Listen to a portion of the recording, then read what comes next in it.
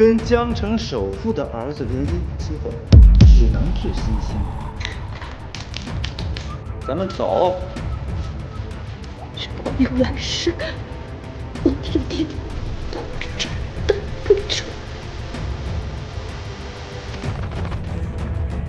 我重生了。我才不会为了沈家的钱去喊别人爸爸。那我跟着妈妈去沈家。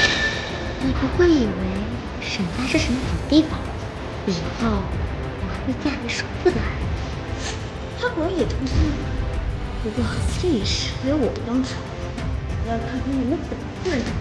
就这一个儿子4个孙子，都不知道怎么演香香软软的小姑娘。这个宣传是你先看到的，就它这么贵，那么，你看，你们怎么知道？我买了。姐，道歉！我又没做错，为什么要道歉？今天我就要好好教训你。